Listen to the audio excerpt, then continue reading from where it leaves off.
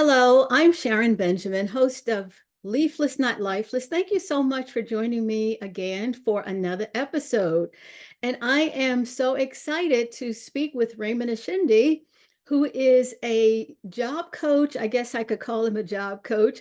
He does a number of things, goes through a number of different strategies to help those who are looking for work, trying to figure out who they are. It doesn't matter about the length of time they've been in employment or not employed, but he is here to help us figure out how to go about looking for work in the non-traditional way. Welcome, Raymond.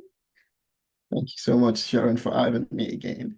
Yes, yes, it's so good to see you. And I'm excited about this because, as you know, whether it's in Africa or in Europe or in the United States, we have traditionally been kind of encouraged to operate in a pigeonhole kind of, but it seems that what you're doing, and you'll talk about it in at length shortly, but what you're doing is helping people to see the many facets of themselves to figure out where they really need to go.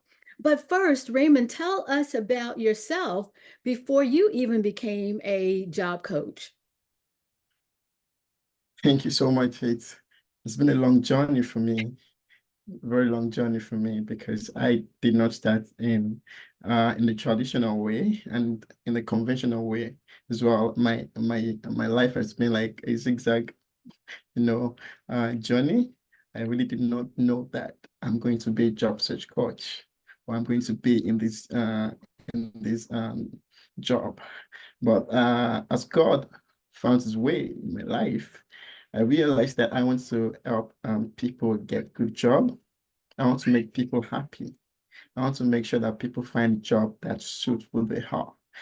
One of the most inspiring moments of my life is me seeing people fighting at the bus stop in the morning, trying to go to work on Monday morning. And I realized that most of them frowns their faces. They don't really like what they're going to. So I believe that job can be meaningful, right? We can all be happy every day of our life going to work. So I decided to find a way to help people and land good jobs. My story also and goes the time when I was looking for job, I was trying to find a way to get a job. I didn't get interviews. I remember I got to an interview and the interviewer told me that this is not the right job for you. I think you need to go figure out yourself. Like, oh, really?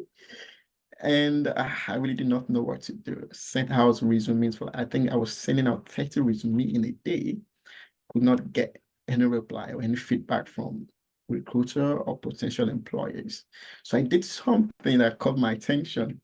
I rewrite my resume and I also created like 30 questions about me, including the food that I love to eat.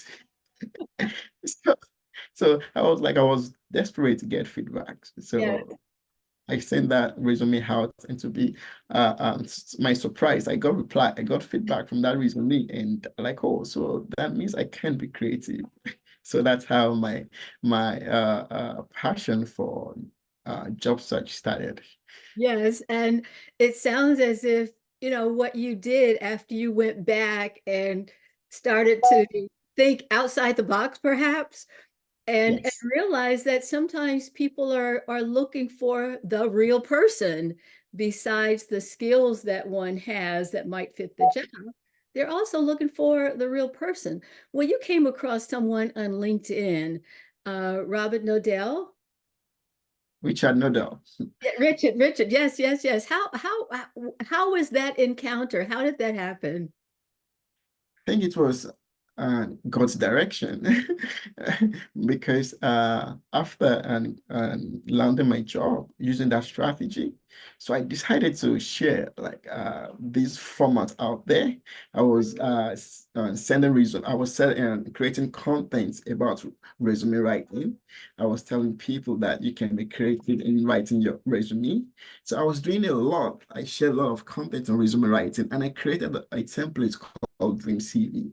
I believe you can put in your drive, your results, your education, your accomplishments, and your motivation in your resume. So I was putting that content out there until Richard Nodal got to see what I was doing and sent me a message that, okay, can I put this your research on the front page of my newsletter, which is Career Development Network newsletter.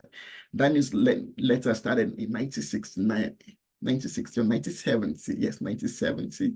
And I saw the profile of Career Development Network. I was so amazed that what do they see in me? I'm still new in this industry. I'm only sharing my insights and what I know about resume writing. And I think he said that I think there's something inside the strategy. I said, okay, that's fine. Then I told him, okay, you can put it out there. So when you post this information out there, I got a lot of traction from companies. I mean, financial companies in the United States that has over 1,000 employees. Like, okay, I think we like this strategy and I think this strategy can be useful for us. So I was like, oh, this is really good. And Richard Nodell told me, okay, I'm going to come to Nigeria. I'm like, really? I, I don't know I'm going to host you. He said, don't Yeah. worry. I'm going to come to Nigeria on my own bill because I like what you're doing and I want to come to equip you and I want to come to show you the ropes of career development. So like, oh, this is really good. So Richard Nodell came down to Nigeria and met him at the airport. I was so amazed. I didn't know he was 83-year-old at that time because Oh the my picture, goodness. yeah, because the picture on LinkedIn looks so young. This I is like, amazing, the pictures that we see, right? yes, so young. So when I saw him at the airport, I couldn't believe it was the one. I was like, oh, I can't, I think he's the one. And I was so amazed because I think he was really sick at that time because he wasn't really walking well. So I was inspired that a man like this could leave the United States to come to Nigeria just to add value, just And he to, uh, shared all of that information with you. So what year was that, if you can remember? When was that? it was 2018, November 2018. Yes, November 2018. And I was like, oh, this was really, I think it was when my life turned around, meeting Richard Nodell, because he was so patient with me. And we spent 7 days together. It came with materials that I need to read to understand the ropes of career development. And he told me, if you can go through these materials, I think you're going to be good. And during the 7 days, he got me certified as a job and career transition coach. And he brought a materials. I think it cost like $3,000 to $4,000, and it gave me for free that, okay, you can also share with people in the career development field.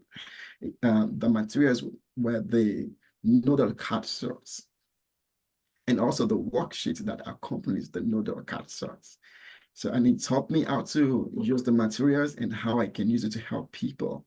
And during that period, we had the opportunity to visit a university in Abuja, Nigeria, now University of Nigeria. And we went there and we hosted a career workshop, which impacted over 300 students.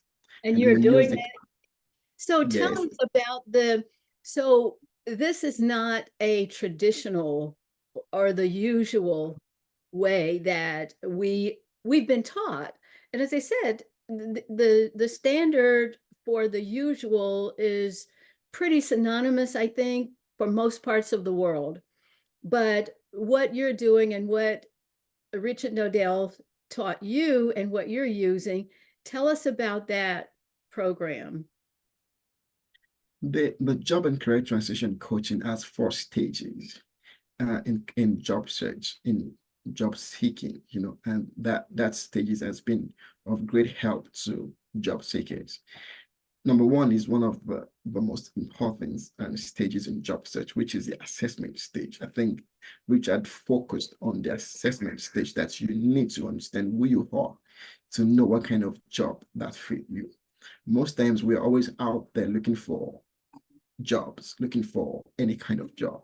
I've had graduates tell me, I need a job. When I ask them what kind of job, they say any kind of job. Like, you can't just spend 4 or 5 years in the university and come out to say you need any kind of job. I don't think that's really fit well.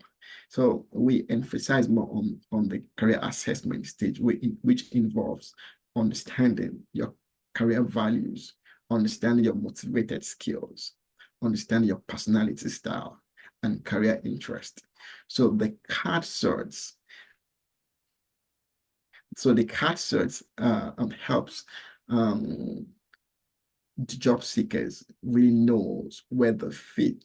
Because when you understand your values, then you know the kind of companies you should apply for, or the kind of job roles that you should apply. Because if you really do not know what values you have, then definitely you might apply to a job or to a role that does not fit who you are.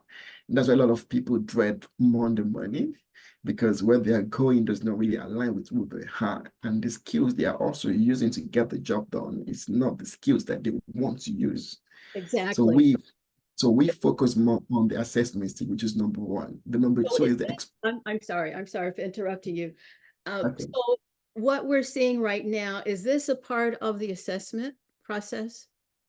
Yes, it's part of the assessment process. These are like job seekers. They always come to us to help them figure out who they really are. So we host this at our office, and we have like I think 10 participants at a time so that we can have group collaboration and we can discuss more about their assessments and stages. So these are like what we do. And we find joy to help people figure out who they are, because definitely if you don't know who you are, then you just go to different places to look for a job. And I did art for myself. I was majored in cybersecurity, which I really love to do. But now I'm more focused on job seeking, job search, on coaching, which I think has more strength in doing that, not the cybersecurity part. Yes, Even yes. even when I left cybersecurity, my friends were saying, "Why would you leave cybersecurity? It's bringing money." I was like, I was looking for meaning. Now they come to me to help them find where they can get jobs. So I asked them to bring too much money to help me, to help them. Uh, so the assessment phase of this program, how long does it take? The assessment sometimes take 3 hours. 3 hours, because some people are fast because they tend to make quick decisions, and some also are slow. They tend to think well, to analyze things to see if, okay, this is really what they value, or these are what their skills are. So but the time limit is 3 hours, so 3 hours you should be able to get through the stages. So you mentioned collaboration, but you also work with individuals. Yes, I work with individuals, both online and on site, because I've actually found a way to convert the noodle cassette into an online print, which is very useful. Because most times during COVID, you understand people were in different spaces. You can't have an on-site meeting, so we find a way to be able to help people online, and because we also want to transcend borders, so we need to meet different people. A lot of people reach out to me via LinkedIn for them to be able to go through these stages. So we found a way to put these things together in an online footprint, whereby we can access people just by having a Google Meet or having a Zoom, just like this. Now, here in this one, it seems to be a classroom, but I remember when I was teaching, even though it was a classroom, you were still able to conference individually with the students, even within the classroom. So you're um, now the classroom setting, how different is that from the when you are working with individuals in terms of the time frame? Is the classroom still 3 hours, or how does the entire process work? So you have the assessment, and what's next? We have the assessment, the classrooms, it helps in collaboration, especially people in the universities, because they tend to know each other better. So they communicate with each other. Do you think this suits me? So that helps in sorting out the real information about what they have, because they are either with their friends, their colleagues. So the collaboration foster teamwork, and people get to know more about who they are, and they tend to like trust the person next to them, and also it increase communication skills because the person sitting beside them now knows who they are. So there are less conflicts. So because I know, okay, this is how I can communicate with you. So this is how you can communicate with me. So it's built bond between the students, and also if it's in a working environment. Yes. So, but after the career assessment, we go to the exploration stages. The exploration stage is for them to pick the 6 jobs that they think they want to walk in, maybe 6 jobs and just 6 job roles, just 6 companies, like what where do they think they fit in the world of work. So then we use this assessment stage to see how these skills, these values, these personality styles align with the jobs that they have picked. Because most times they pick the job based on what they're exposed to, what their parents told them, what their friends told them that, okay, this job is really good, it pays more. Okay, now you've picked this job. Okay, now look at your assessments, look at your skills, look at your values. So how do they fit into this job? So we're not And going to make the decision for them. So they look at it themselves and see, oh, so we are not going to make decision for you. You're making decision yourself. All we do is just to open your eyes to see if you're making the right decisions. So we are not going to control you. We are not going to tell you this is what you need to do. That's not coaching. So we then, tell you, yes, and so sometimes you're right in terms of there are times when parents want to send their children into the career that they in which they're working, which they might not necessarily enjoy. But as you know, sometimes people choose careers based on the money, not yes, not in terms of whether or not I'm really happy with this. I'm happy with the amount of money I'm getting, but yes, I hate going and doing the tasks. yes, Our sons, we have 3 sons, and they're in their mid-30s now. But when they were babies, of course, with the pediatrician, one of the pediatricians had gone to school to be an engineer, but went back to medical school. So this assessment sounds like it's just so important. So there's something with this process. It's the card sorts. What is that? Is that a part of the assessment as you're going through and helping them to go through the cards and see what is that like?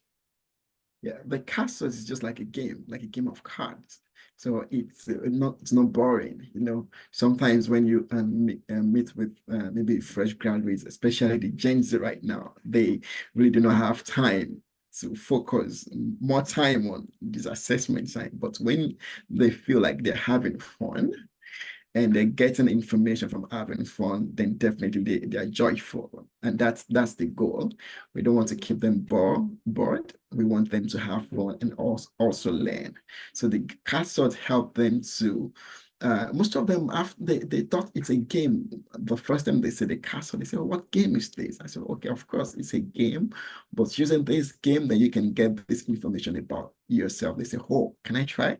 Yes, of course you can try. So that's makes our job easier. So we don't have to like force them. We don't have to coerce them. We don't have to persuade them to do these things. They always jump up to try new things. So the card sorts are so powerful. So we have the career value card sorts. We have the motivated skills card sorts. We have the occupational interest card sorts, and we have the leisure and retirement card sorts. These are for people that are going into retirement, which is not my own strength. That's interesting. And as you're talking, I don't know what it was like in Nigeria, and I'm somewhat older than you, but uh, years ago, the library had the card catalog, and our school also had career cards. So people could look through them and go through them. It's interesting how the pendulum swings, and some things just recycle themselves in an innovative way. So with the career cards, it was something of the same type of looking at the different careers. And of course, there were certain factors on there, certain pieces of information where people could look and see, maybe I would like to do this or maybe not. This is wonderful that this is happening because it can save money, right? Save a lot of money, Yes, people yes. a lot of money, save people, if is anything, are you doing anything like this for, I know it's job search and job coaching, but is there any aspect of this where you are sharing some degree of it with students who haven't even gone to college, or you're working with the colleges so that students can realign what they'd like to do? Yes, that's true. We have been opportuned to work with high school students. Like I think when I first started, I was visiting different high schools in Nigeria.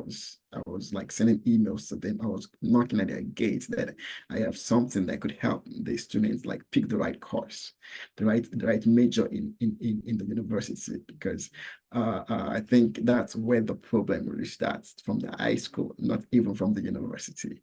So we've had the opportunity to most times I tell them I'm going to do it for free, not even asking for money, because I know how valuable these things are. Because when they see them, they see, oh, this is really good. Thank God for Richard Nobel, because he has created this.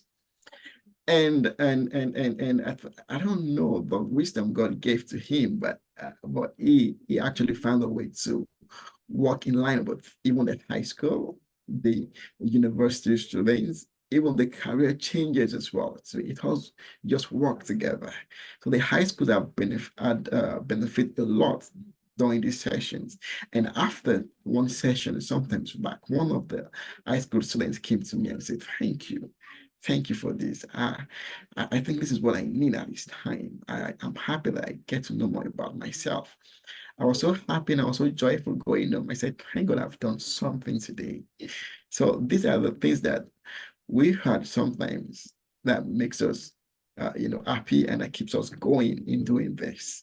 Though Yes. we've tried to bring in more innovations with these, but the basis are still the capstones. So what is your ultimate dream for this? I know you get joy from doing this. What are you looking at with this for the future? Where do you want to take it?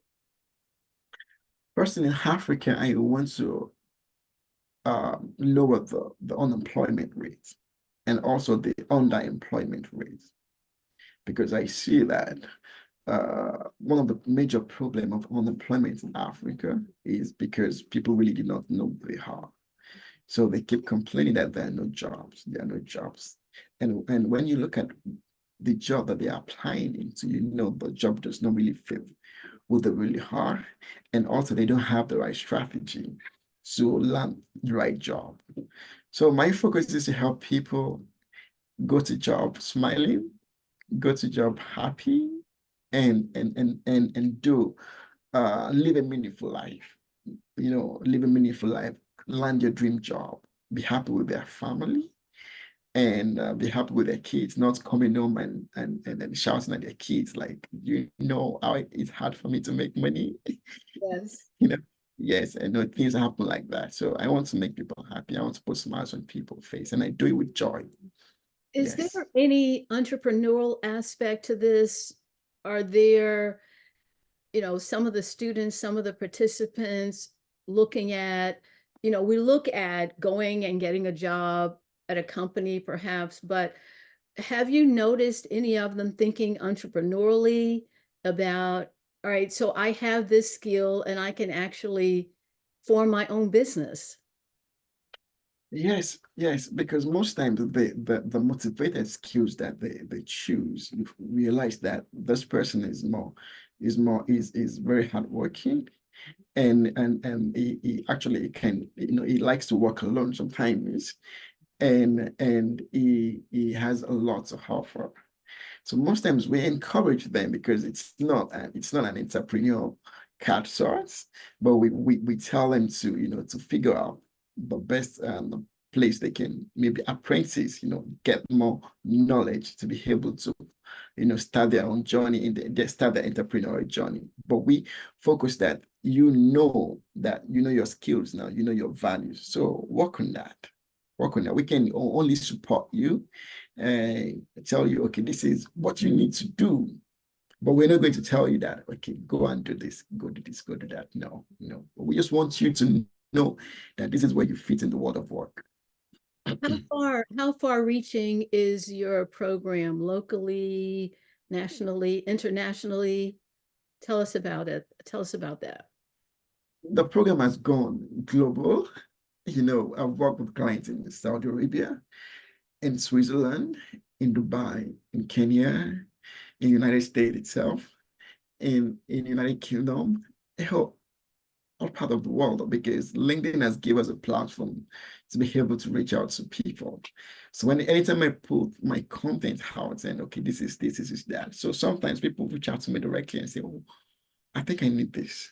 How can you help me? So, and you might just check in, the person might be in Florida or in New Jersey or in Mumbai. So it has transcend borders. Yes, it has transcend borders. Yes. I'm excited about this because I do know that it's important for people to understand who they are, where they need to go. And I'm happy and excited that you're also working with high school students and early college students. There are some colleges now that have student success where hopefully some of this will get to them, but your information is here, and I hope that people will get in touch with you, will reach out to you, and just say, listen, I need some help with this. I'd like to save some money. I'd like to save some tuition money, send my child where he or she really needs to go. So thank you so much for sharing, Raymond Ayinde. I hope I said that correctly. Ayinde. Say it again. Ayinde. Ayinde. Okay. Help me out. Help me out. But thank you so much. I really appreciate your time. I love this program. I'm hoping that, you just have even more great success with it and bring on others to help you, because the way it's going, the way it sounds like you're going to be overloaded with clients. So thank you so much, because it's such a needed avenue for people. So again, thank you so much for being with me. And thank you for listening and watching. I'm Sharon Benjamin, your host for Leafless, Not Lifeless. If you have a story that you'd like to share about yourself or someone else who seemed to have not been growing, but was actually growing and developing, I'd love to share that story.